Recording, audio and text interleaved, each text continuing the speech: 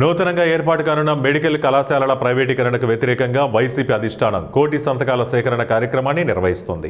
అందులో భాగంగానే ఎన్టీఆర్ జిల్లా తిరువూరు పట్టణంలోని 15వ ward councillor Moduga Prasad legal cell ఆధ్వర్యంలో కోర్టు ఆవరణంలో సంతకాల సేకరణ కార్యక్రమాన్ని చేపట్టారు. ఈ కార్యక్రమానికి ముఖ్య అతిథిగా వైసీపీ మాజీ ఎమ్మెల్యే నల్లగట్ల స్వామిదాస్ హాజరయ్యారు. ఈ సందర్భంగా ఆయన మాట్లాడుతూ కూటమి ప్రభుత్వం మెడికల్ కళాశాలల ప్రైవేటీకరణ చేస్తే పేద ప్రజల వైద్యానికి భరోసా ఉండదన్నారు.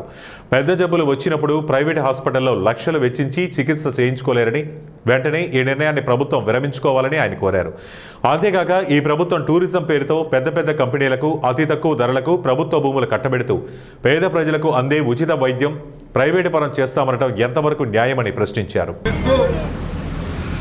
అదేవిధంగా రాయితీలు ఇస్తూ పేద ప్రజలకు మాత్రం వైద్యం లేదంటున్నారు.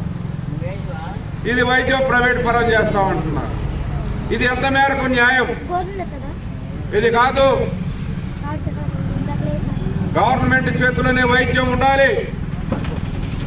ఈ ఆసుపత్రులని మేము ప్రైవేట్ పరం కార్యమో ప్రజా ఉద్యమం తీసుకొస్తామని చెప్పి జగన్మోహన్ రెడ్డి గారు నాడు చెప్పినటువంటి విషయాన్ని ఈరోజు మరింత ముందుకు తీసుకెళ్తూ కోర్టు సంతకాలను సేకరణ చేసి గవర్నర్ గారికి మెమోరాండం ద్వారా తెలియజేస్తూ, అంతేకాదు ఎట్టి పరిస్థితుల్లో ఇన్సూరెన్స్ కంపెనీలకి ఈ యొక్క